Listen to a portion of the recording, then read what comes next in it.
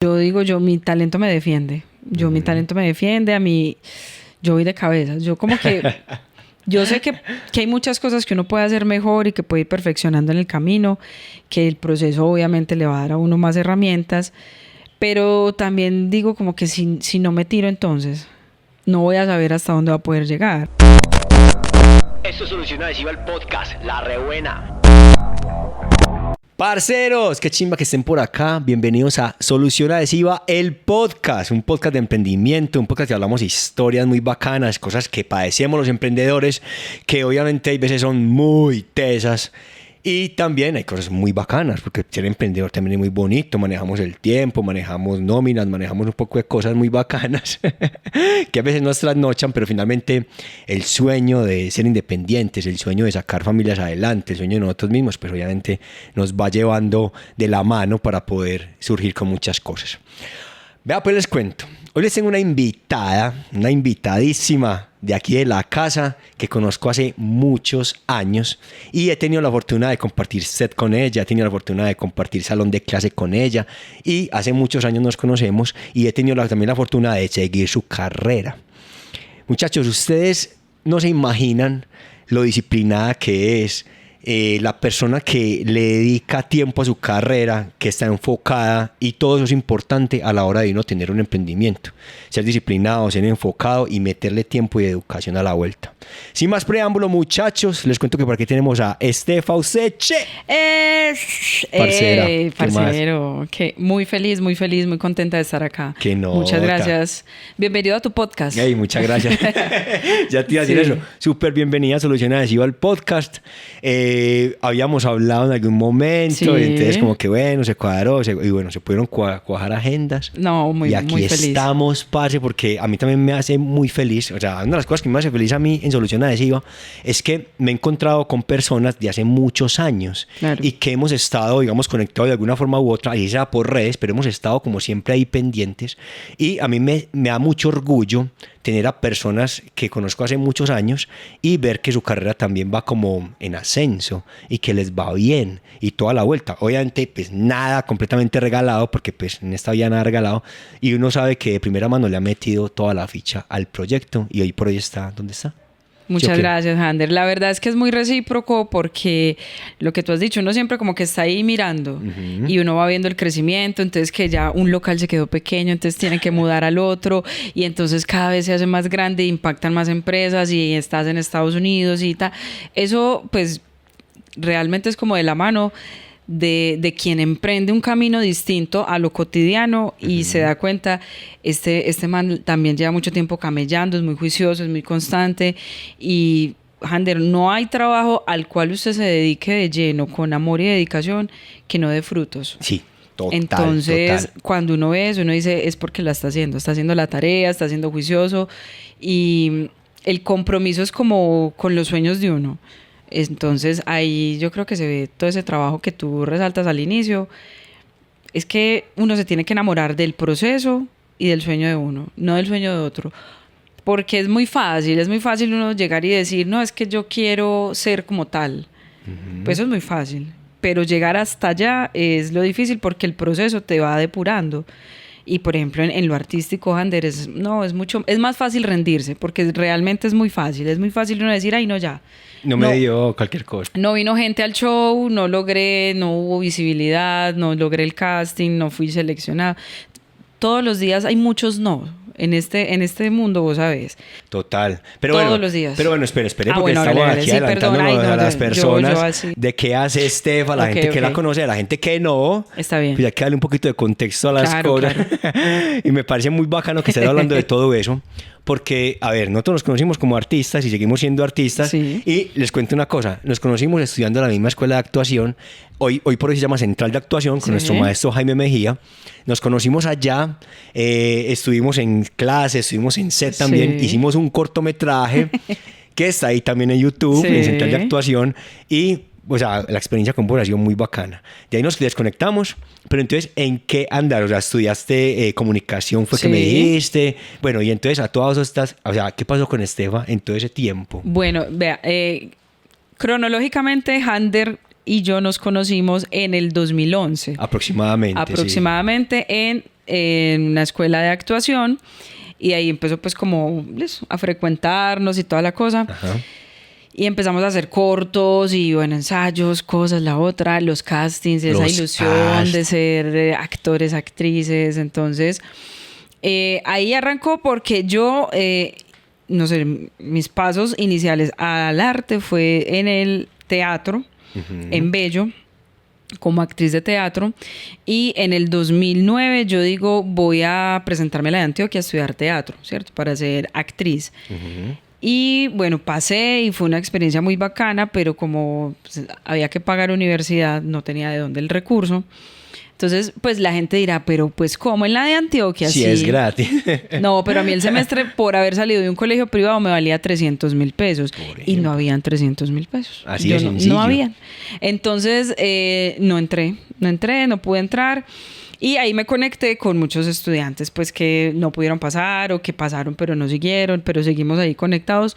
Cuando, bueno, lo hablábamos ahorita, Juliana Arcila fue la que me dijo un día, ve, mira, conocí a alguien, no recuerdo muy bien, pero me dijo como que están dando clases de actuación en este lugar, ¿quieres ir? Y yo, bueno, voy a ir a mirar. Y entonces era lo que se llamaba Más Media. Sí, en el tiempo se llamaba entonces, que tumbaron hasta la casa, creo, ¿no? Sí, porque ampliaron Colombia, ¿no? Sí, es que todo eso, qué locura, sí es verdad, tumbaron la casa. Y entonces ahí arranqué, ahí te conocí a vos. Y fue también como una apertura de hacer actuación desde otro lugar. Okay. Porque pues el maestro Jaime pues como que nos quería pulir mucho para una actuación muy verosímil, muy cinematográfica, porque finalmente pues la escuela va apuntada a eso, a que sea cine y televisión, más cine. Pues. Y él siempre nos regañaba porque teníamos muchos vicios del teatro, el gesto grande y la cosa así. Entonces fue muy bacano encontrarse como con esa forma de interpretar mucho más contenida. Claro. Y bueno, ahí nos conocimos. Yo era una oficinista más para poder sostener mi arte. Yo era una cajera. O sea, bueno, porque es que es muy teso, porque cuando uno quiere vivir del arte, inicialmente muy probablemente no le dé, porque es que el arte es muy ambiguo y es muy sub y baja. O sea, hoy tienes trabajo, pero no es ahí a los 3 o 4 meses. Claro, lo que pasa es que sí, es una ruleta rusa. Pues, creo que iba a decir era una montaña rusa, no ruleta rusa, una montaña rusa, porque claro, es muy sí, o sea, es un sub y baja. Indefinido la cosa. Entonces, bueno, pero yo creo que estamos en un momento, Ander, yo siento que eso fue después de pandemia, donde los artistas como que dijeron, venga, o sea, todo el mundo se paró, no fueron solo los artistas, porque es que esa era como la realidad de un gremio. Los artistas siempre están parando como por momentos, por temporadas, y en pandemia paró todo el mundo. Y todo el mundo se tuvo que reinventar, y todo el mundo tuvo que crear, y todo el mundo tuvo que salir, y todo el mundo tuvo que hacer, y bla, bla, bla, bla. Y yo siento que ahí fue donde se empezó a darle más valor a los artistas, como fue, pucha, ¿dónde están los cantantes? ¿Dónde están los actores? ¿Dónde están los pintores? ¿Dónde está esta gente que le pone como la chispa al mundo? Y después de ahí, como que todo se empezó a monetizar diferente. Bueno, gracias a las redes sociales y otras cosas, pero yo siento que se le empezó a dar como más relevancia al artista después de pandemia. Y sobre todo, la dignidad del oficio, porque la gente cree que un artista pues es un desempleado constante. Es que de hecho en las familias dice como que voy a ser artista de lo que sea, es que consigue algo que dé plata. Pues por ejemplo ese comentario es muy... Claro, es que obviamente ese fue el comentario en mi casa. De mi papá, ¿cierto? De mi mamá. No, mi mamá es mi fan número 1, mi mamá, pues si yo el día de mañana digo que me va a volver, qué sé yo, perro, un Terian, ella dice sí, yo le compro el cuido. Yo le compro las croquetas. Tan lindo las mamás. Sí, saludos a las mamás, parce. Sí, mi mamá sí ha sido la fan número 1. Y yo siento que a mi mamá le creó como mucha ilusión, como una hija artista, qué bacano. Qué bonito. Entonces, pero mi papá no, mi papá dice, hay que algo que dé plata, y que da plata, baby. Lo que la gente creía, ¿cierto? Ser abogado, ser administrador, sí, la carrera pues contador, típica. Bla, bla, bla. Y pues hay cosas de la seriedad del mundo que a mí me gustan mucho. Y yo siempre tuve como ahí esa inquietud por el periodismo, por la comunicación, pero pues marica, no, pues baby, no había con qué pagar una carrera en una universidad pública, ahora menos una privada con algo para que dé plata. Entonces, O sea, te fuiste a trabajar entonces ahí. Claro, lo primero que saliera. Entonces, lo primero que salió fue ser cajera de un lugar, yo creo que alguna vez fuiste, donde se dictan cursos para el 50% de las multas. Y... ¡Ay, sí! Ya me acordé, claro. ya me acordé. No, en esos trabajos... A ver, uno agradece mucho que le sostuvieron la economía a uno, sí, y que yo gracias a ese trabajo pude pagarme comunicación social. No, y finalmente social. Es experiencia, pero o sea, eso hace falta también. No, pues de ahí saco chistes para muchas cosas, porque realmente, claro, estaba en otro momento de mi vida y era lo que conocía, ¿cierto? A eso voy. En ese momento... A mí me decían como que, bueno, usted tiene que trabajar para poder vivir. Bueno, todavía, ¿cierto? Obvio, si usted no trabaja, no vive, pero desde otro lugar, porque era como que lo serio, ¿cierto? Entonces usted tiene que tener un sueldo, usted tiene que tener sus cesantías, las vacaciones, la pensión, bla, bla, bla, bla, que eso es muy importante, no vamos a decir que no, pero no es la única forma. Entonces esa era la única forma que yo conocía para monetizar. Y no había otra. Esa educación era esa. No, baby, y no había otra forma de uno decir, voy a sacar plata ¿de dónde? Pues porque yo me acuerdo mucho que... ya recordé dónde conocí a Juliana. Okay. en Efraín Arce Aragón, en Talentos. En Talentos, sí, esa fue mi primera escuela antes de Jaime. Okay. Entonces, claro, ahí era donde yo escuchaba a varios pues, sí, aprendices de actuación, como que ellos no se preocupaban por la plata. Y yo decía, ¿cómo? ¿Cómo no se preocupan por la... O sea, ¿de dónde la sacan? Pero era porque tenían otros emprendimientos y otros movimientos y otras cosas. Eso es importante. Claro. ¿No? Tener como ese otro plancito ahí que le está sosteniendo. Claro, eso. Entonces el uno era que vendía tenis y el otro hacía una cosa. Y entonces, bueno, como que eran comerciantes y yo decía, bueno, de ahí sale. Y yo en ese momento no, yo trabajaba en un San Andresito. Okay. Vendiendo ollas arroceras y claro. No, era horrible, pero los sábados yo iba a clase de actuación, entonces era como acercarme como con ese mundo artístico, sí, para eso libera era un bálsamo enorme porque yo decía, pues estoy trabajando para poderme dar estas clases, pero qué rico que fuera siempre, o sea, que todo mi tiempo fuera en pro de ese arte. Ay, sí, qué rico. Sí, total. Y entonces pues yo decía, es muy teso porque yo no había otra forma donde sacar plata para costearme el arte. Y bueno, seguí yendo a clases y las cosas y bueno, y esto y lo otro. Y bueno, llego a Más Media y entonces ya yo tengo un trabajo y yo digo, bueno, este trabajo me va a permitir estudiar lo que quiero. Entonces en mi ilusión de alguna forma era como ir a un casting, ganarme el casting, como lo que le pasó a muchos, pues, sí, y poder lo que le sigue pasando a muchos de prepararse, ir a un casting, ganárselo. Yo recuerdo a esta, se me va el nombre de la actriz, que fue la de las hermanitas Calle, bueno, Yuri Vargas, ya. Okay. Yuri o Julie, no me acuerdo. Ella, Yuri Vargas, ella empezó en Más Media, pero y ella lo que hizo fue como irse para Bogotá con toda esa experiencia y también con la expectativa vamos a lograr algo y ella la logró, ¿cierto? Entonces como que estaba la ilusión de, bueno, si ella pudo, uno también. Total, es que eso es inspiración también, eso es inspiración. Y bueno, lo que pasa es que el camino no es igual para todo el mundo. Exactamente. Y eso también es importante tenerlo en cuenta. Y nadie tiene las mismas oportunidades, los mismos contactos, el mismo talento. No, y en el momento, en el instante, están buscando una persona con ese perfil también, uno tiene el perfil uno como igual. compite con eso, exacto. Si todo, la buscan... o sea, es todo que las cosas como que se van confabulando para que, pues cada persona tiene su tiempo. Sí, entonces... Para que cuesta entenderlo. No, en algún momento. Bueno, eso yo en estos días hablaba con una nena y yo le decía, yo creo que los artistas tienen el tema de la resiliencia muy ampliado porque el no es una constante. Completamente. Siempre. Completamente. Y ya uno no le hace, bueno, yo no sé, en lo personal ya no se le hace tanto foco al no. Pero yo creo que es por la experiencia. Claro, desde el derrotismo, porque claro, cuando yo arrancaba yo no soy bueno. Exacto, esto no es para mí, o todo el tiempo. Voy a volver al call center, me va a tocar, sí. Sí, o sea, no está mal volver al call center, pero pues sí era para vos dar un paso atrás. Pero es un teso. lugar del derrotismo donde uno se repite, claro, por eso es que no pasa. Y mentalmente, Hander, pues también uno va evolucionando en ese aspecto, pero cuando usted no tiene las herramientas desde el discurso, desde la mentalidad, que era una cosa que nos reforzaba mucho Jaime, pues claro, ante la primer falla usted se derrota, usted se cae, usted dice, hablando de esos discursos que te decís vos, por ejemplo, pero que te decías en ese momento, o que te decís en este momento, que ahora estás con tanta experiencia, o que le decís a la gente frente a un no. Sí, no, en los primeros no, yo creo que hay que atender esos primeros no con más amor. Porque no hace tan duro que sí, lo que pasa es que A hoy siento que se ha transformado mucho el discurso a través del no, pero hace 12, 13, 15 años que arrancamos, el no era el látigo, era una sentencia, no es no. Entonces, ojo, entonces ahí vienen los discursos familiares, ¿vio? Eso no da plata, sí. Vio que por ahí no es, vio que es que, exacto, estudia algo que sí. Entonces, claro, uno le da más poder a la afuera que a lo que uno realmente cree. Y yo no sé, eso es como muy romántico en mí y pues muy bonito y yo lo honro mucho y es que yo siempre he estado muy segura, Hander, de mi talento. Ok, créese mucho. Sí, hay que creérsela un montón. Es como mi lugar seguro, o sea, mi yo. O sea, yo siento que yo tengo mucho con qué responder y si no paso, yo digo, pues pucha, por algo ha de ser.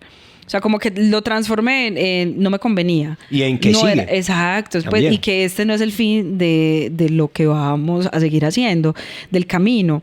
Entonces, en el momento sí era, no, soy muy mala, no, es que no tengo la rosca. Siempre era como también, ese discurso, claro. También hay momentos en los que uno piensa eso. Pero cuando él no aparece, Hander, yo creo que si a uno realmente, bueno, si uno escucha esto, en el momento indicado, uno dice, un no es tan grave. Pues porque realmente un no puede ser más una reorientación de las cosas. Te está enseñando un montón. También te está enseñando. Es que es como resignificar lo que está pasando, ¿cierto? Ese no, también porque llegó, no estás preparado todavía. Probablemente sí. Probablemente falta mucho tiempo, te falta experiencia, pues lo que sea. Y eso no está mal, Hander. Lo que pasa es que el no siempre ha estado muy satanizado porque es que la inmediatez es que tengo que hacer un casting y tengo que quedar ¡juá! Si y tengo que ganar millones. No, o sea, hay casos, porque hay casos muy contados de gente que a un casting la logra y ¡puf! Se volvió lo que se volvió y mejor dicho, y el Oscar y todo un montón de cosas. Pero esas historias de ¿cómo también es? De 1000 una y de 100 ninguna, pues sí, es que... Es muy teso. Y comparar los procesos es un acto de violencia que uno no puede hacer. No hay que compararse. Bueno, pero espérate. A todas estas, entonces, ¿estudiaste comunicación? Sí. ¿Pudiste estudiar comunicación? Sí, porque trabajaba en un lugar aburrido, pero mi foco era, yo quiero estudiar comunicación social porque de alguna forma es algo serio. Sí, está bien. Dentro de lo serio es algo muy flexible y cercano a las artes. Entonces yo dije, voy a estudiar comunicación social por convicción. Porque me gusta, porque yo recuerdo haberlo dicho justamente en la última clase, es que yo memoria de muchas cosas. ¡Qué nota! En la última clase de Más Media de actuación, yo dije, yo quiero estudiar comunicación social porque yo quiero aprender a contar historias, a escribir y a entender otras cosas. Y bueno, esa fue la última clase que tuve de actuación allí. Y fue como el inicio de comunicación social. Y también fue otra apertura en otros sentidos. Total, otras personas, otras materias, claro. Otro modo de vida, pues de todo. Y nunca me desconecté de hacer actuación, que eso también es una cosa que cuando yo arranqué en el 2009 a ser artista de teatro y de actuación, aún y con el ser oficinista, aún y con este mundo serio, yo me prometí y honro mucho a esa Estefanía tan apasionada de los 19, 20 años que dijo, el arte va a ser transversal a mi vida, de cualquier forma, Hander, siempre. O sea, yo dije, yo no quiero imaginarme un año donde yo no haga algo artístico. ¡Ah, qué belleza! Lo que fuera, una comparsa, una obra de teatro, un cortometraje. Un baile, lo que sea. Sí, baby, pero sí, o sea, cosas que me acercaran y que me permitieran seguir siempre en contacto con el arte. Incluso ver, porque mucha gente deja de ir a teatro, de ver cine, de escuchar música, de ir a museos porque como que se pelean con el arte. Y yo decía, no, yo no quiero pelearme con el arte porque pues esto es muy romántico, pero a mí el arte se me ha salvado de muchas cosas. Que el arte salva. Yo lo he dicho aquí muchas veces y por todos los lados que donde usted lo vea, pues por cualquier lado, desde la pintura, desde la música, desde la actuación misma. Claro. O sea, el arte salva. Yo siento que el arte, el deporte, ese tipo de cosas salvan a las personas de muchos acontecimientos de su vida. Y es un asunto como desde un lugar que ya se puede llamar terapia. Pues para muchas personas... correr es terapia, pintar es terapia, cantar es terapia, la escritura es terapia. Entonces, sin tener eso en esos conceptos como tan serios en mi mente, yo decía, es que a mí me conecta como con una parte de mí que la oficina no la hace, que tener plata no la hace. Pues como que en la seriedad no me lo da, ¿cierto? Entonces yo decía, yo no quiero renunciar a esa pasión que me da estar en el arte, así sea un mes, 3 meses, un ratico, pero pues yo no quería alejarme de allí. Y eso como que siempre estuvo ahí la llamita que no dejó que se apagara, porque no, pero ya es que pasa también, qué pena que te interrumpa. Tranquilo, yo creo que parte de eso también es como que uno se como que se niega a renunciar y la misma vida lo empieza a llevar para allá. O sea, usted dice, no, definitivamente no, y entre más luche contra eso, más probablemente le salen casting, le salen cosas, le salen invitaciones a teatro. Es muy teso porque... Pues no sé. Sí, okay. Yo creo que es también la sintonía que uno le pone y el amor a los sueños, pues. Sí, claro. Vos lo decías al inicio, como el compromiso que uno tiene con el proceso de uno. Yo he tenido varios momentos, pues, como críticos donde yo digo, ay, no, es que está siendo muy difícil, es que no crean que es tan romántico porque... A nivel monetario se pone complejo. Desde muchos lugares usted llega a decir, ya no nos va a dar. Ya no nos va a dar, ya no nos está dando, esto se está apretando. Toca pero un como trabajo serio. Sí, sí. Pero sabes que ante esa seriedad, porque yo siento que en mí ha pasado mucho, es por persuasión, como que la gente me dice, no, es que usted tiene que tener, es que usted tiene que dar la plata. Si hay que tener, obvio, pues es que no vamos a decir que la plata no. Finalmente, pues todos estamos en un lugar de uno, pues en un lugar o en otro lugar, es precisamente también por eso, porque hay que comer. O sea, esto es muy bonito, estamos romantizando esto, este podcast es una chimba, pero de alguna forma u otra yo busco también ventas para poder sostener mi familia, así suene dramático, pero es verdad. No, pero es que sí, a ver, sí, es que es ese lado que no te muestran del proceso, ¿cierto? Exactamente. Pues porque uno siempre ve al artista recibiendo el premio, uno siempre ve al emprendedor comprando la casa, uno siempre ve el negocio creciendo, o sea, uno siempre ve el lado que uno quiere mostrar. Pero por ejemplo, ayer Google me hizo un video y el último video era un fragmento mío llorando. Yo me acuerdo de ese día porque fue una función que yo tuve muy horrible hace como 1 año y medio, donde yo sentí que me pagaron muy mal una función y me equipararon con gente con menos calidad de lo que estaban haciendo y menos experiencia, y a mí eso me dolió mucho. Yo no estoy para estos lugares, yo no estoy para estos pagos, y lloré mucho porque yo dije, pues pucha, qué teso. Pero también dije, eso es parte del proceso, y eso son cosas eso que la gente no ve. Hace parte del aprendizaje, claro. Tú saber definitivamente esto no es para mí, que también es importante, porque muchas veces uno dentro de todo el proceso dice como que no hay que estar claro con lo que usted quiere, pero también hay que estar claro con lo que no quiero. Exactamente, y eso te lo va mostrando el camino. Y bueno, yo le suelo decir a mucha gente cuando empieza, a mucha gente no, a los que realmente uno siente que se quiere conectar con el stand-up comedy, que es donde estoy en ese momento. Para allá vamos ahorita. O con la actuación, pero yo les digo como, esto es tan poco típico que es muy fácil que la gente se rinda, porque te depura muy fácil. Ander, porque rendirse en una noche de comedia es lo más fácil. O sea, rebotar. Claro, porque usted no hizo reír, no sacó un aplauso, le fue como el... Y entonces usted ¿qué dice? No, esto no es para mí. Pero usted no se da cuenta que para hacer reír usted necesita, como en todo talento, desarrollarlo. Total. Porque es que hay gente que nace con la magia y con el palito porque son graciosos innatos.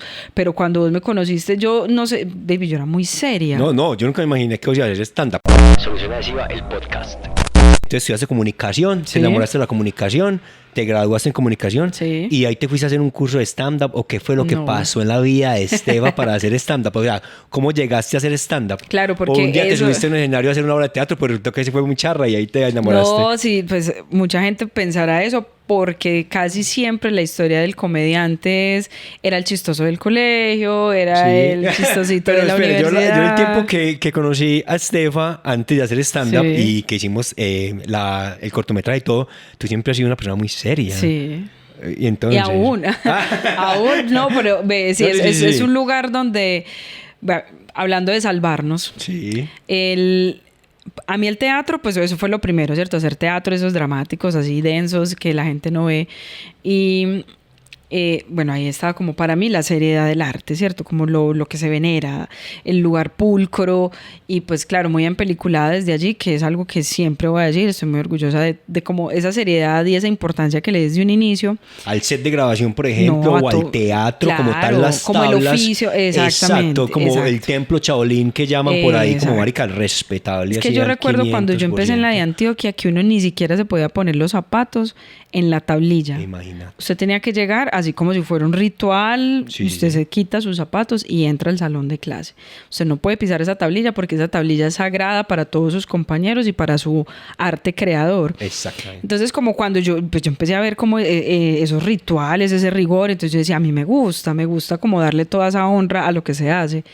Y pues súper seria, porque en mi casa también, pues como que las formas eran muy meticulosas, había que ser pues como una persona que le iba muy bien en el colegio, que se destacaba, que era muy seria, entonces de los modales, diga hola, despídase, ¿es cierto? Y yo soy muy así en mi cotidianidad. Sí, me consta. Y soy muy, ¿cómo decirlo? Muy educada, muy, ¿cierto? Muy precisa con las palabras. Me gusta también el lenguaje muy bonito y rimbombante, así la gente crea que no, y en el escenario me desparpajo y digo groserías y bla, bla, bla. Pero nota. Porque también es como otro lugar donde yo siento que sale otra versión mía. Entonces, cuando yo estaba haciendo teatro, de ese teatro serio, de ese teatro así súper denso, un compañero nos propuso en el 2014 al elenco que estábamos en ese momento en Tecoc, que es en Bello, nos dijo como muchachos, hagamos algo distinto al teatro. Entonces todos dijimos como, ¿pero qué? En ese momento había un boom. Distinto es que... había un boom de microteatro que era como en espacios más reducidos y dice, pero teatro, microteatro es como que es lo mismo. Sí, me acuerdo. Era como, por ejemplo, una casa y entonces en cada claro, en habitaciones, cuarto, en la habitación había como una microhora ahí. Entonces, sí, bacana, la expresión de arte muy bonita. Él propuso eso, pero como que no. Y dijo, bueno, hagamos stand-up comedy, habitemos el cafeteatro. En ese entonces estaba muy pegado Comediantes de la Noche. Ok. Entonces, claro, dijimos cómo hacer stand-up, pero es que eso tiene su fórmula, como ¿Qué? todo, como el impro, como cantar, teso. eso tiene que tener una forma de hacerse. Y pues claro, dijimos, venga, pero ¿cómo se hace el stand-up? Pues ¿cómo es eso? No había nada. O sea, en Medellín había un micrófono abierto, un open mic, que creo que lo gestionaba el flaco, Frank. En underground. En underground, exacto. Pero pues el flaco tampoco tenía mayor información del stand-up en ese momento. Y entonces él, como de una forma muy a él, él como que gestionó ese espacio, otras personas también la gestionaban, y había algo que llamaba el suicida, que era como la persona que iba, se probaba a ver cómo le iba, no sé qué, y ya, eso era lo que había en la ciudad, no había más. Que yo recuerde, no, de más que sí habían otras cosas, pero pues no sé en dónde estarían. Entonces en Bello dijimos, vamos a hacer una noche de stand-up comedy, un sábado, recuerdo de sábado, viernes de febrero. Entonces nos pusimos como en la tarea de blogs, leer blogs, imagínate, cómo se hace el stand-up. Ni siquiera había mayores videos por ahí en YouTube, nada. O sea, había una información muy escasa, unos cuantos libros. Ese stand-up es teso. Sí, entonces, bueno, como que lo que repetía mucha información por ahí que encontramos era como que tiene que ser muy personal, un punto de observación. El objetivo no es realmente ser gracioso, sino como dar un punto de opinión, y ya como con la forma en la que usted exagera, cruza las ideas, va llegando al humor, ¿cierto? ¡Ey, qué con buenos esos datos! No tenía ni idea. Entonces, desde el discurso es como que, bueno, usted cómo va formulando la historia para que sea un poquito graciosa, ¿cierto? Entonces lo hicimos y nos fue súper bien. Súper bien, o sea, fue la mejor función, que eso no es muy usual que le pase a muchos comediantes que inician, porque en su primera noche no les va tan bien. Sí, es normal. Entonces esa fue prácticamente tu primera noche en el stand-up. En el 2014, una noche de febrero. Tu primer día. Y ¡pum! Nosotros acá tenemos sesión de tu primer, pues cómo fue la primera vez en esta vuelta y cómo es el primer día. Porque a mí me parece que el primer día cambia. Sí. O sea, que hay que colocarle mucho cuidado ese primer día porque puede cambiar tu vida realmente. El primer día en lo que sea. Entonces, prácticamente, ese fue tu primer día en stand-up y te cambió. El primer día de todos los días bacanísimos que ahí llegaron. Exactamente. Y también por no olvidar las raíces. Esa sensación de estar ahí. ¿Te acuerdas de todas esas sensaciones o no? De cuando saliste de primera, de segunda, de quinta. Yo creo que yo fui la última de esa noche. Duro también cerrar. Y me iba a vomitar. Pues, o sea, de verdad que durante el primer año, si no estoy mal, a mí me daban arcadas antes del escenario. Yo era, era horrible. Yo decía, me voy a morir, porque es muy exigente, hacer reír es muy exigente, porque pues no todo el mundo se ríe de todo, porque hay sensibilidades, porque usted se puede equivocar, porque igual se te puede olvidar, porque no estaba desarrollada tanta la impro, ni como ese desenvolvimiento escénico. O sea, uno tiene experiencia, pero pero eso es nuevo. Entonces, la primera vez fue muy exigente, pero la disfruté muchísimo. Fue muy gratificante. Entonces, y no solamente eso, sino que como cobramos, creo que la entrada, también hubo como una remuneración y fue como, ¡nos pagaron! Sí. ¡Qué lindo! Que no fue mayor cosa, fueron como 18,000 pesos, pero fue como, marica, 18,000 pesos por haber hecho esto. Y algo que me gustó mucho. Exacto, entonces, por el éxito de la primera noche, ya después el compañero que nos estaba haciendo la invitación dijo como, repitámosla, hagámosla dentro de un mes. Entonces se hizo otra y así lo fuimos haciendo hasta que nos quemamos.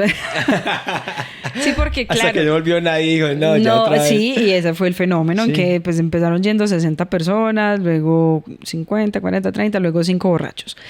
Y entonces ahí están los retos, ¿cierto? Todo empezó muy arriba, entonces fue de más a menos, no es de menos a más. Entonces, ahí es más teso, porque hay ideas que parten así, hay ideas que nacen grandes y usted puede montar un local, digamos, o algo y dice, marica, eso se me llenó, pero también muchas veces es por lo novedoso. Claro. Pero entonces, ¿cómo va a ser para que esto siempre sea novedoso o para que se sostenga en el tiempo? Ahí está el reto. Ahí está el reto, entonces yo siento que como no sabíamos muy bien cómo era hacer stand-up ni cómo tener continuidad en el stand-up, pues eso fue lo que nos jugó en contra. Entonces hicimos el primer año, el 2014, estuvo chévere. En el 2015 saltoncitos, algunos eventos de comedia. Y yo me pausé en el 2016 por unas crisis adolescentísticas, amorosísticas. Y bueno, la inmadurez de lo emocional también es un lugar donde yo sentía como que sí estaba peleando lo personal con lo artístico. Y fue muy teso porque yo no supe entender en ese momento una ruptura emocional. Pues era una ruptura emocional, pero la vida tenía que seguir. Y yo me apagué en todos los sentidos. Y entonces me despidieron del trabajo, perdí 2 semestres de la universidad, y era la bohemia y el llanto.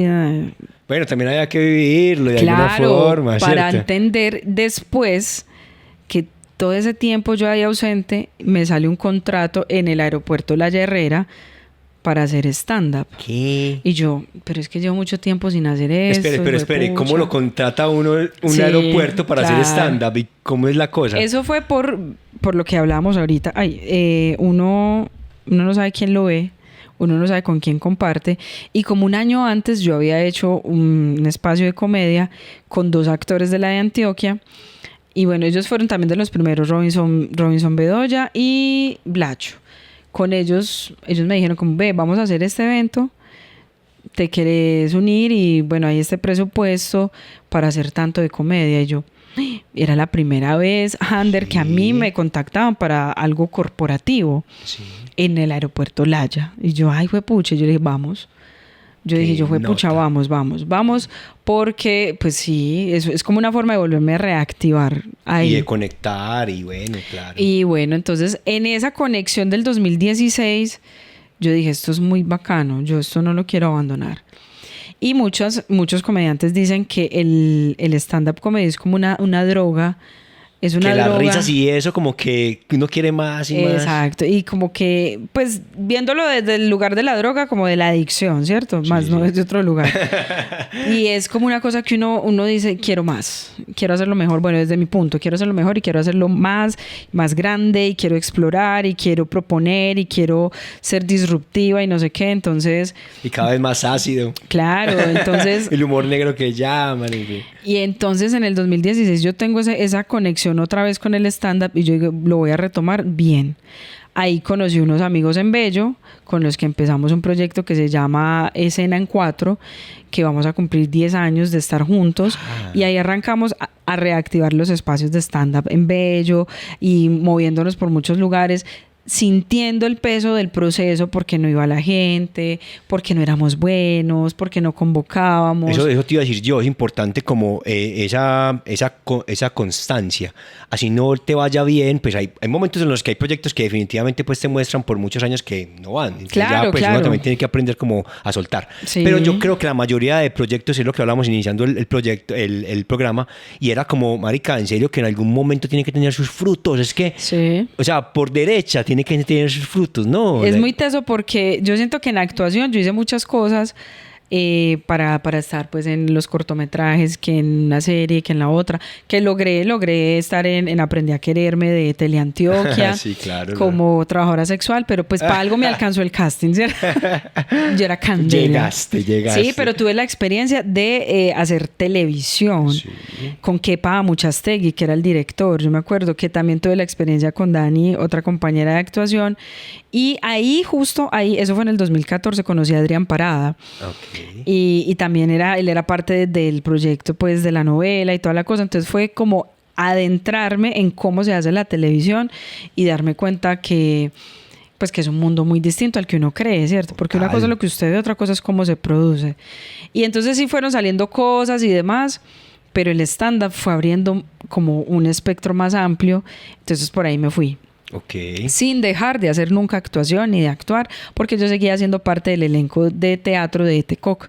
Entonces yo seguía haciendo obras de teatro y tenía todas esas oportunidades. Y entonces en esto de Lola Herrera, ¿cuál era la rutina? ¿O qué tenías que hacer? ¿Hablas de pilotos o qué? No, era una rutina libre, menos mal. Porque la temática pues. Sí, no, creo que hubiese sido un gran reto y creo que me hubiese dado a la tarea porque también siento que soy juiciosita en ese aspecto. Y me hubiese puesto a escribir cosas. Y no, pero fue un tema libre y ese día no me fue tan bien. O sea, yo sentí que hubo risas y que hubo una conexión, pero yo estaba muy nerviosa. Claro, pues que es normal. Y entonces, pero también dije, la hice. Porque eso es otra cosa que también marca la diferencia cuando alguien se tira a ser artista. Entre hacer y quedarse con las ganas. Sí. Porque mucha gente no puede vivir con la idea de una crítica, de que te vaya mal, ¿cierto? Como esas frustraciones, mucha gente no las sabe procesar porque cada quien es muy distinto en su forma. Claro. Y entonces yo me he tirado de cabeza. Qué nota. Pues como que alguna vez... Y también hace parte como de lo que tú has creído en vos, o sea, como exacto. De yo creer mucho en mí. Yo digo, mi talento me defiende. Mi talento me defiende, a mí yo voy de cabeza. Yo como que yo sé que hay muchas cosas que uno puede hacer mejor y que puede ir perfeccionando en el camino, que el proceso obviamente le va a dar a uno más herramientas, pero también digo como que si no me tiro entonces no voy a saber hasta dónde va a poder llegar. Y eso viene también de ver cosas y ver inspiraciones y demás. Claro, eso es parte de todo el entorno. Que a uno le motivan, porque hay gente que no se motiva o que no tiene esas voces que le dicen hágale, no importa. Yo en algún momento escuché de Will Smith, como que decía, como que el éxito puede estar después del miedo. Okay. Y eso fue una entrevista de hace años y como que esa frase se me quedó ahí. Yo sí, pues yo que... me voy a tirar. Sí, me voy a tirar vamos a ver, exacto. Y siento que también hay como una sensación muy bacana cuando ya uno lo hace. Claro. Y como que cuando termina, como un fresquito, como una... Porque es como, fue pucha, no me quebré el culo. Como liviano, no. Como que todos los miedos que tenía aquí realmente no eran ciertos, pues es más eran las inseguridades de otros. Exacto. Eran los miedos de otros. Sí, muy y cuando probablemente. usted se tira de cabeza y dice, nos fue bien. Qué nota. Es como muy satisfactorio porque te terminas dando la razón y terminas diciendo, vio, por aquí era. Entonces después de eso que pasó en el Olaya, seguí en conexión pues como con el stand-up y fueron pasando más cosas. Luego yo entro a trabajar a un call center, que fue un trabajo que también agradezco mucho por lo que me dio y por lo que me ofreció y por todo lo que me permitió hacer y tener. Pero yo ahí también me di cuenta que cuando uno se acomoda económicamente a cosas seguras, uno se va marchitando en otros lugares. Okay. Porque entonces vos pones el foco en, listo, estoy ganando plata, entonces me voy a comprar el celular, me voy a comprar la motico, voy a hacer esto. Entonces te vas dejando llevar por esas dinámicas y te vas perdiendo de tu primer interés, que pues en mi caso era, va a ser el patrocinador de mis proyectos artísticos. Entonces yo tuve súper claro, Ander, cuando yo entré al call center, yo dije, yo no quiero ser una persona competente. Esto no es un ejemplo de vida porque no estoy orgullosa en cierta manera de eso, pero yo dije, yo no quiero ser ni la mejor empleada ni la más destacada, yo no quiero que me vean habilidades acá porque yo sé que me quedo. Okay. Porque ya me había pasado en la otra oficina, que me quedé 3 años y 8 meses, porque fui competente, porque fui la mejor, porque era la empleada del mes, porque yo decía, yo no quiero eso acá porque yo sé que me quedo, me acomodo y me quedo. Yo me conozco. Sí, entonces, claro, que hay una promoción para ser líder de yo no sé qué, que para qué hacía, y yo no. Y entonces, claro, me empezaron a hacer como un seguimiento y se dieron cuenta pues que no daba como con las métricas que exigía el trabajo, pero me volví la supervisora más querida por la gente del lugar. O sea, sí o sí vos, o sea... Pero ¿sabes? Porque yo trabajaba para los pelados, entonces a mí me pedían un permiso, yo lo daba, que un cambio de turno, tal, que un día de descanso, tal. Entonces, claro, era más por ahí, porque yo también entendía, es que esto es un trabajo muy retador para uno no tener como unas condiciones donde uno diga qué bacano porque voy a tener un horario que me permite estudiar o un descanso que me va a permitir hacer X cosa.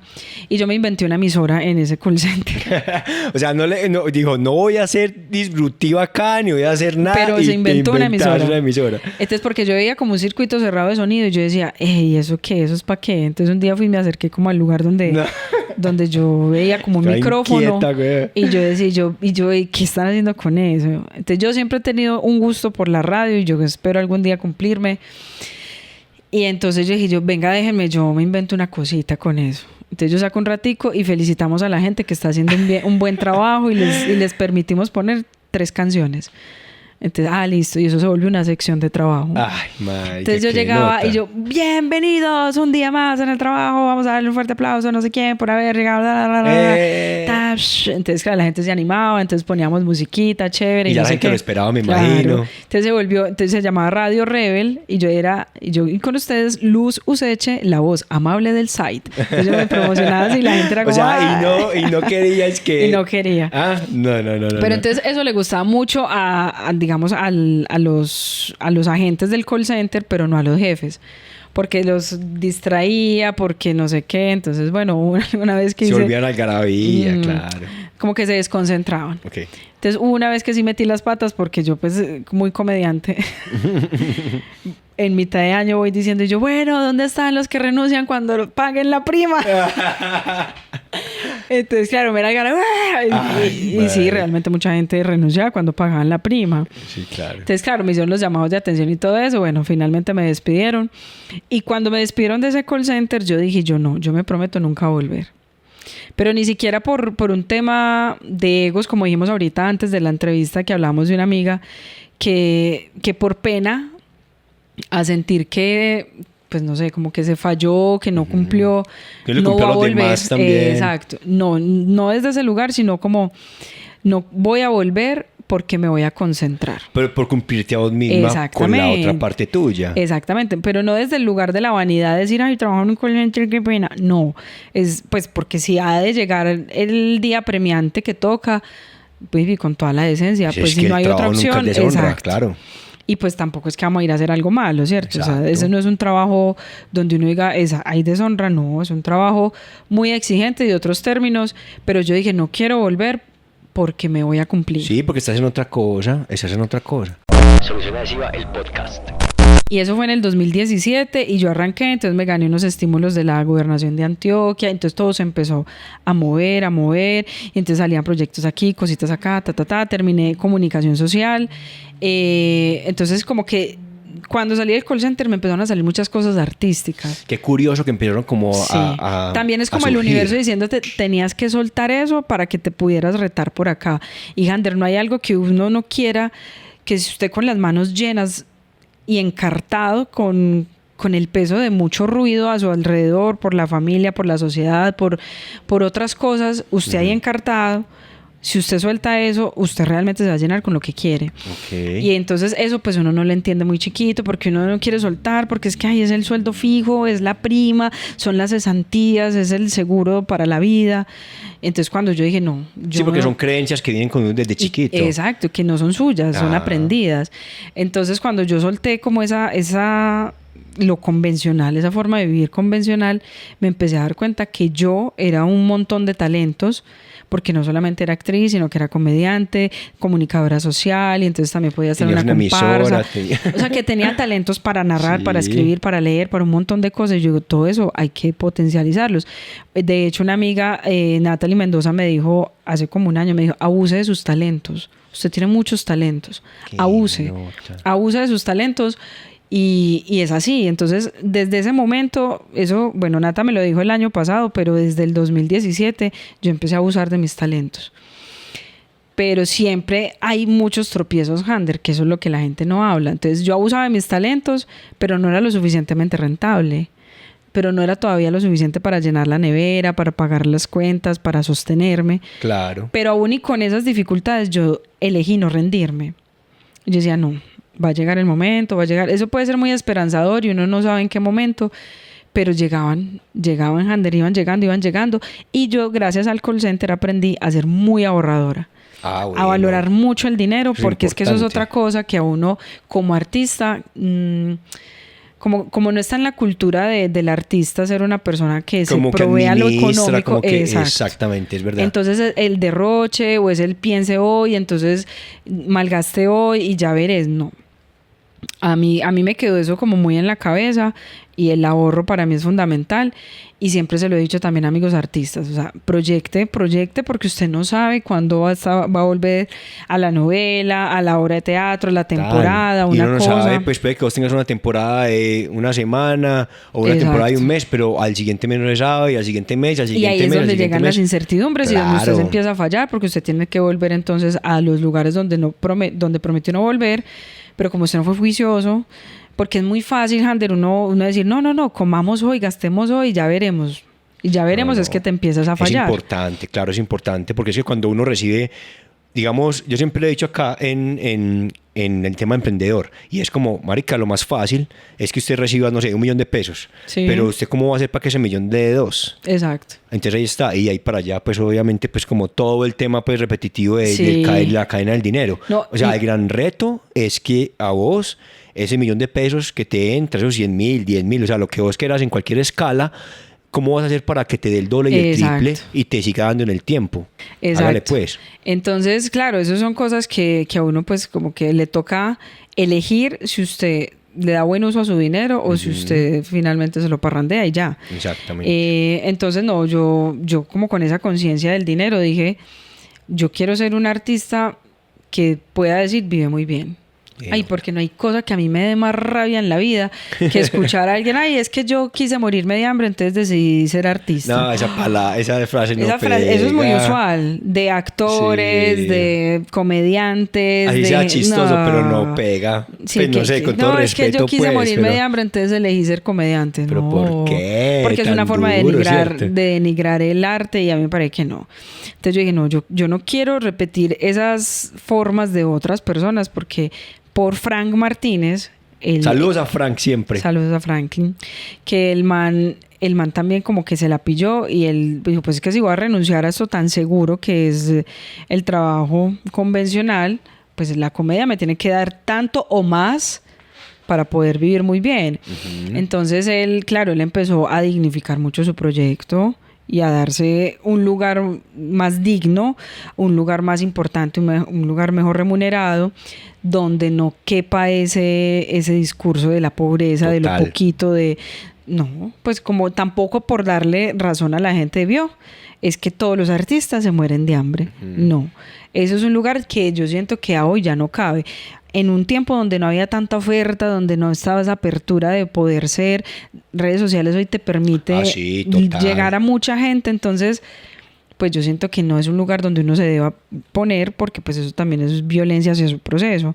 Entonces ya en el 2017 empiezan a surgir cosas, luego el 2018 también. En el 2018 tengo una oportunidad que como que me reafirma, hey, si eres muy buena.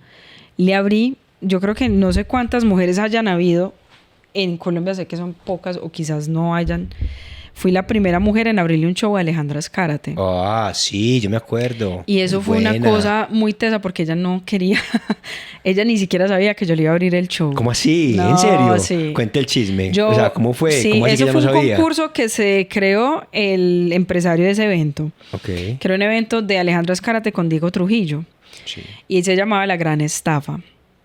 Entonces el man, en la Universidad de Medellín, el man hizo pues como todo un concurso de, pues para comediantes, como que ábrele el show a Alejandra Zárate y a Diego Trujillo y no sé qué, ten la experiencia.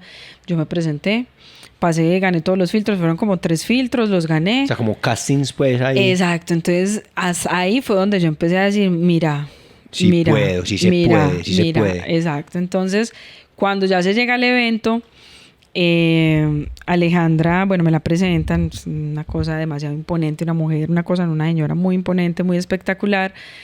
Y ella llega y me tira esa papa bomba y me dice, mira, yo no suelo usar abridores en mis shows. ¡Ah! ¡Qué susto tan hijo de puta! Y yo, ay. Te aplastó de una. Entonces, claro, yo ahí como... ¿Y entonces qué sí, hago? como, ¿Me voy o qué? Y yo como, ¿qué significa eso? Exacto, Ajá, como sí. me tengo que ir o pues, ¿qué? Entonces me dijo, pero como Diego Trujillo le dio apendicitis, ese día él no iba a llegar. O sea, la vida te llevó. Sí, porque si Alejandro hubiese dicho, yo no quiero abridora, Ya. no abro. Y ya, y no tengo Claro, esa sí. experiencia, porque ella no usa abridores en sus shows. Pero Diego Trujillo le dio apendicitis y también fue como que va a quedar muy cojo el show, solo con Alejandra.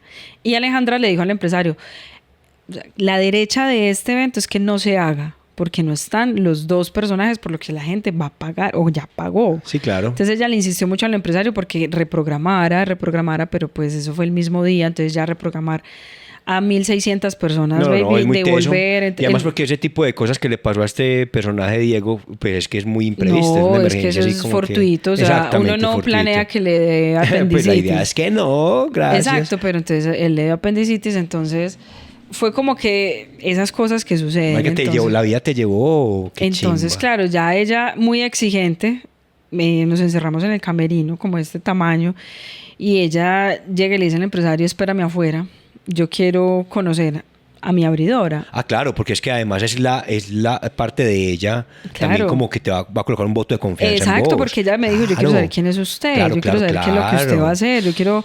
Sí, porque le puedes cagar el Sí, show literal. exacto, y yo siento que esa fue también como la forma en la que ella dijo, Jesús, o sea, mero peso encima. claro, porque ella cogió, cerró la puerta. Y venía de todo el poco de ciudades, de hacer shows y la gente... No, Ella ahí. venía, si no estoy mal, ya de haber hecho en Chile, en Viña del Mar, Oh, que fue una cosa demasiado grande que ella hizo y que fue pues como...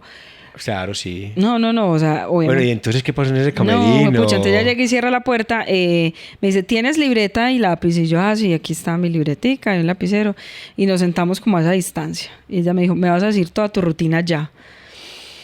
Y yo, Así a quemarropa. así, delante de ella. Y yo, listo, de una, hágale. Y yo arranqué. Y yo, entonces, tin, tan, pum. Y ella tomando notas. Y ella era como, no, esto sí, esto aquí, como repite eso, no. Ay, ok, como en ta. un examen ahí, Claro, claro. yo estaba haciéndole un casting a Alejandra Zárate. Ay, Y entonces, y ahí ya para empezar. sí, que por 1 hora antes de la función. Y yo dije, pero vuelvo y yo puedo, pues vamos, que de vamos una. con el miedo más grande, pues, y con ganas de hacerme ahí, pero yo dije, no importa, vamos a hacerlo. Pues porque también yo me decía, ¿quién va a tener esta experiencia? Eso Y yo lo cuenta tengo sin usted, pues, los si quiere que le apuntes de la diga. letra de ella y toda la cosa. Y entonces ella, listo, se terminó pues como el momento, cerró la gente, me dijo, mira, te voy a sugerir esto y esto, yo te Qué digo, esto nota, no lo además. hagas, esto de pronto me parece que no aquí, yo te diría como que tin, me sugirió unos chistecitos y ella me dijo, igual creo que no vas a recordar muchas cosas. Y Pero yo, vamos a ¿qué? hacerle. Pero entonces ella Bacano me que te dio dijo, como ese voto de confianza. claro, pero ella me dijo, Pero te lo ganaste. claro, ella me dijo, sí, va, como quien dice, sí, está lista, preparada, hágale. Entonces, bueno, ya ella me dijo, bueno, me voy a cambiar. Ella va y se saca 2 vestidos así, me dice, ¿cuál crees que me quede mejor? Y yo, gana esta. Ay, tan linda fase. Y yo, me está diciendo a mí. Entonces ella llega y me dice, ¿este o este? Y yo le dije, tal, listo. Es que, ay, ¿cierto que sí? Entonces, bueno. Ya como más parcería. Sí, entonces pero te lo ganaste, vuelvo y te digo. Porque es que ella, me imagino que en medio de sus cosas, dijo como que vamos a ver si esta me da la talla. Claro, ¿sí o no? y ella pues obviamente tiene la fama de ser una persona muy estricta, sí, muy yo parada, tengo como esa, como esa muy sensación. Vinagre. Y Baby fue supremamente distinta. Bueno, fue muy amable, fue muy compasiva, fue muy linda. Qué nota. Y llega ella, se pone el vestido y me dice, ¿me subes el cierre, por favor? De la cadera al cuello. Y yo sé hacer estas cosas. Yo dije, no, donde le daño ese berraco vestido. Donde le pellizque la piel. Y yo, no. Y yo, a ver. Listo. Y luego es que, bueno, con el cabello corto o cogido. Que ve como es cogido o suelto. Y yo, ya estás como asesora de imagen y todo. Y yo, ay, mi madre. Entonces yo le decía, tin. Y ella me dijo como, bueno, ¿y usted con qué va? ¿Qué se va a poner? Y yo, bueno, tengo esta opción o tengo esta otra. Me dijo, póntela a ver. Y tú, ciérreme el cierre también. Y entonces ya yo me puse el otro. Y dice, no me gusta ese, me gusta mejor el otro que tenías. Okay. Te ves más fresca, te ves más cool. Y yo, listo, pues uno lo va a hacer caso, claro. Diga. Bueno, ya todas estas, muy bacano tu historia. Y yo quiero que vamos ya casi finalizando. Sí, ya se nos fue una hora. Imagínate, puta, pero bueno, ¿en qué está Estefan en este momento? Está con historias indecorosas. Confesiones indecorosas. Tiene ahí un podcast. Sí. Estás con otra parcera también. Exacto. ¿Cómo se llama? Bueno, tenemos un proyecto con Natalie Mendoza, que es mi socia y pues es la compañera con la que hace ya 3 años estoy trabajando. Y hace 2 creamos Confesiones Indecorosas, que es un podcast de improvisación de comedia con confesiones indecorosas del público. Entonces la gente indecorosas son ¿qué exactamente? Cosas de picantes. todo. Puede ser, pues la gente siempre lo toma por ahí, pero puede ser cualquier cosa. Por ejemplo, han habido casos como confesión indecorosa. Un día fui al baño de mis suegros y se taqueó. Entonces, como, ¿qué hiciste? Y todas esas cosas. Pero también confesiones indecorosas cuando era niña, le escondía la caja de dientes. Una confesión tesa, por ejemplo? ¿De qué te acordás? Ay, una confesión tesa. Una nena, es que una vez me puse un ajo entre la vagina, es que para alinear los chakras y no sé qué, le dije, un ajo, sí. La gente sí, no, y todas esas confesiones yo las tengo ahí pues recogidas porque hay cosas muy locas. Y no, pues la gente sale con vainas muy raras. Muy entonces, eso nos permite a ella y a mí improvisar, charlar, nos hacemos mucho bullying, pues además hay mucha confianza y hay mucha conexión con el proyecto. Entonces nos permitimos también sacar cositas como, pero usted también tiene tal cosa. Entonces está, y a la gente le divierte un montón eso, porque sienten como el permiso de uno burlarse de algo anónimo, porque pues no tenés que poner. Recuerdo de alguien que escribió, es que un día me fui a motelear con no sé quién y al otro día me escribió para que pagara la mitad del Gatorade. Y yo, ¿qué? Como no seas arruinado. La gente existe. Sí, entonces claro. Entonces, esta la recuerdo mucho. Es que un día me fui a motelear, tenía pecueca y metí los tacones en el tanque del inodoro. Y yo, ¿qué gente tan extrema? Sí. Entonces, claro, eso da mucha risa, eso da para demasiado. Entonces, tenemos ese proyecto y ahí le estamos camellando y a la gente le ha gustado, tiene muy buena acogida y bueno, ahí vamos. Muy bacanísimo, muy bacano, muy bacano. Bueno, ya todas estas, hay una pregunta que nosotros hacemos acá en Solución Adhesiva, pues el podcast, porque el primer día, pues obviamente marca, pero también, ¿qué sentís al decir Estefanía Useche? ¿Qué sentís? Baby, yo estoy muy enamorada de lo que he logrado y de lo que quiero lograr. Y entonces cuando yo digo mi nombre, yo honro mucho las decisiones tomadas, el proceso adelantado, porque me he cumplido en muchos. Han habido dificultades, han habido razones para decir paro, no sigo, pero he seguido. Y yo siento es como un orgullo muy grande conmigo. Por ejemplo, hace poco cumplí años y yo me escribí una carta y yo le agradecía. Yo le agradecía a la Estefanía Useche del 2008, la del 2010, la de Alejandra Azcárate, la de las funciones con poquita gente, la del corazón roto, todo eso porque, claro, aún y con tanto caos y tanta cosa y con tantos asuntos por resolver, no se ha rendido.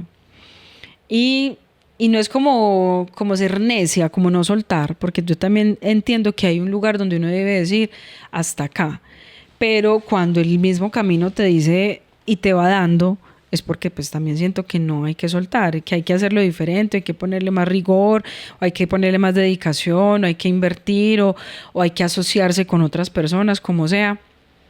Pero en mi caso no es soltar el proceso, porque para mí no es opción, Ander. O sea, yo una vez también lo hablé con Chicho y Chicho también me decía, yo no tengo opción, y me dijo, mi opción es esta. Sí. Mi plan A, plan B, plan C y plan Z es la comedia. Y yo dije, mi plan A, plan B y muchos de ahí para allá es la comedia, pero también es la actuación, pero también es la comunicación social, tu arte, pero también son todos esos artes y todos esos talentos pero sentirme siempre, o sea, pase lo que pase, apasionada por lo que esté haciendo. Okay. Porque yo creo que ahí hay mucha magia, Ander. Cuando uno está apasionado, la gente lo nota. Es como no, es que vos haces esto con un gusto y eso se refleja, Ander, y eso abre portales místicos es raro, es súper raro. Pasan cosas, Ander, pero es que es mágico. O sea, yo no te podría explicar. Desde el último trabajo que yo tuve de oficina fue en las bibliotecas públicas y fue un trabajo muy bacano. Pero también sentí que me iba acomodando. Okay. Y que yo seguía haciendo stand-up y seguía haciendo teatro, pero más cómoda en la oficina y con menos compromiso por lo artístico. Y entonces cuando yo salí en el 2022 de las bibliotecas, yo me prometí no fallarme. Y yo no me voy a fallar. Y eso suena muy, pues... poético, sí, pues. Que pues, no te... que motivacional del libro, pero es un compromiso conmigo, no es con nadie más, no es para los likes, no es para inspirar a nadie, sino a mí. Okay. Porque yo no sentí que me fallé, pero sentí que no fui tan juiciosa en el 2017 para cumplirme después de salir del call center, pero yo dije, voy a hacer que funcione. Tenía que pasar muchas cosas. Sí, Ander, y eso me lo dijo un día un comediante, me dijo, seguramente en el 2017 tú no estabas preparada para vivir del arte porque no eras tan buena, porque te faltaba más cancha, más experiencia y más cositas. Entonces cuando pasa esto, yo también digo, ya tengo muy buena experiencia, ya tengo mucha cancha, ya sé también cómo funciona el oficio, ya sé cómo moverme, cómo nadar, cómo ante las adversidades, cómo solucionar. Y Ander, esto es muy místico, muy loco, pues y yo he tenido momentos en donde yo digo, fue pucha, este mes está rudo, pero entonces yo cierro los ojos y yo como que me conecto con él. Confías en vos. Sí, yo digo que me salgan 2, 3 contratos, que me llamen de tal parte, que no sé qué, y Ander, pasa. Es muy lindo, es muy lindo. Pasa a los 2 días, al otro día, un mensaje en Instagram, un mensaje en WhatsApp, un sutano me dijo de Mengano, entonces eso pasa. Es muy bonito, es verdad. ¿Que cómo lograrlo? Ay, no sé, ahí sí no sé, pero sí es como una conexión por lo mismo, porque yo honro mucho lo que estoy haciendo y eso se lo he dicho yo a la gente. Mira, este proyecto de vida mío, Ander, es innegociable. Eso también es importante. Y cuando yo le he hecho la apertura a personas que entren a ser parte de este proyecto, es también como que ojo porque, o sea, como que si la cagas acá o me dañas algo de este proceso, es como que no lo imperdonable. Exacto, imperdonable porque es que el camino no ha sido sencillito. O sea, a mí nadie me pavimentó el camino. O sea, el camino ya está abonadito y está lindo y no sé qué, pero siguen habiendo espinas y cosas y tropiezos. Siempre, todo el tiempo. Pero yo digo, es innegociable y es sagrado. Sí, porque para mí no hay otra forma de ver mi vida si no es enfocada allí. Entonces, es como también dándole ese lugar desde lo artístico. Yo creo que mucha gente le falta ese compromiso desde lo místico y romántico. Ey, ¿usted por qué es actor? Ah, no, porque es que qué bacana la fama. Desde ese lugar mucha gente defenderá sus proyectos. Pues a mí me parece que es algo mucho más profundo, porque, te lo decía ahorita, porque me ha salvado, porque me distrae, porque me hace feliz, porque me apasiona, porque me hace mejor persona, pues. Sí. Y a mí me gusta mucho la persona en la que me he convertido gracias a la comedia, gracias al teatro. Y te lo iba a decir ahorita y se me olvidó. Yo me siento desde el arte muy privilegiada de tener otra perspectiva de vida. Porque hay unas sensibilidades que a ti no te las desarrolla una oficina, hay una agudeza que a ti no te la desarrolla la cotidianidad. Y cuando tú te permites abrirte en esos lugares, amas más, quieres más, abrazas, valoras. Sí, se vuelve más sensible y se vuelve como más vulnerable también ante todo. Y se permite ser vulnerable, sí. Y no hay un pecado en ser vulnerable. Total. Y no hay un juzgamiento, nada. Sí, por eso, entonces hay un privilegio de poder usted encontrarse con alguien con esos niveles de sensibilidad, de vulnerabilidad, de pasión, y usted ser empático y entender y decir, claro, es que Hander, ¿por qué le brillan los ojos cuando actúa? Porque es que uno sabe que hay mucho gusto, hay una mística que muy poquita gente experimenta. Entonces yo siento que eso también le da un plus a los procesos. Cuando la gente se apasiona y se empelicula y quiere ir creciendo y dándole, eso el proceso te lo retribuye. Que no te pase, no, marica. Aquí tenemos, mejor dicho, tela para cortar, que da miedo hablando sobre el arte. Sí. Pues, Estefa, yo realmente de todo este podcast me llevo es como esa pasión, me llevo también esa resiliencia, me llevo esa seriedad con la que coges cualquier proyecto, así sea fuera del arte, porque pues finalmente mira que no querías sobresalir en algo que no querías, dijiste no, y sin embargo sobresaliste porque te salían los letreros por todos lados, y eso me parece muy bonito. Finalmente pues me parece muy bacano como la enseñanza que me llevo de ser fiel a mí, ser fiel a mis proyectos, y así me lleve por otro camino, no desconectarme de lo que realmente quiero y siento. Eso me parece muy, muy, muy bacano y muy inspirador. Pues, ¿a qué te digo yo? Pues, marica, me llevo una enseñanza gigante. Yo sé que la gente también que está ahí conectada con Solución Adhesiva al podcast se lleva una parte muy inspiracional de parte tuya, y parce, agradecerte por este espacio. A ti. Muchas gracias. Agradecerte por el espacio, agradecerte por tu experiencia, y me encanta tenerte acá. Ay, después de tantos años que no nos veíamos, que no compartíamos un set. Hace tiempo estamos en un set de grabación, haciendo un cortometraje, haciendo ensayos. Ahí está, que yo tenía que mostrar esta foto. Mira, ahí está. Este fue el cortometraje Zoom de nuestro cortometraje por allá en los años 1600, que éramos jóvenes, delgados, con el cabello largo. Aquí nos ven muy enamorados, pero él me mató. En el corto. Entonces, eso es muy bonito. Muchas gracias. Y hoy por hoy, pues, vernos acá en otro set, en otras circunstancias, y contarnos cosas de la vida. Eso es lo bonito. Ay, Hander, a mí me llena de igual o más ilusión podernos permitir estas conversaciones, porque no nos habíamos visto en muchos años, pero yo siento que estábamos conectados. Total, esa magia viéndonos, estando ahí, como alegrándonos el uno por el otro, y esa magia, yo no sé, eso como que también le llega a uno. Y nada, muy feliz, muy contenta de ver tu crecimiento también, de ver tu pasión, tu interés por seguir haciendo cosas, por no quedarte y acomodarte, sino como siempre estar buscando, y esa inquietud, y yo siento que eso trae mucho beneficio a todos los procesos. Entonces, nada, también te felicito mucho por tu espacio. Sí, muchas gracias, parcera. Por invitarme. Muchas gracias. Bueno, pues hemos llegado al fin de Solución Adhesiva, el podcast, este capítulo, obviamente, no al fin de Solución Adhesiva, el podcast, sino este capítulo. Y te cuento, nosotros hemos hecho sticker para tus stand-up, ¿sí o qué? Por aquí hay por ahí están, por ahí. Como cosas.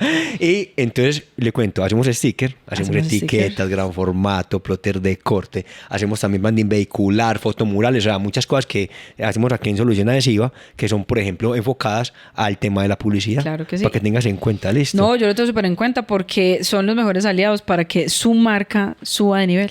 Así está. Ahí está. Eso es todo. Hey, muchachos, la re buena. Muchas gracias. Gracias, muchas gracias. Nos Chao. vemos. La buena. Chao. Esto es Solución Adhesiva, el podcast. Un podcast lleno de energía, hecho en Medellín, Colombia, con la producción de Solución Adhesiva y la conducción Hander Cano. La re buena. Estefa, parcera. ¿Qué más? Ay, Hander. Muy feliz, muy honrada de estar acá. Qué nota, parcero. Claro que le tengo por acá. No, qué rico, vea.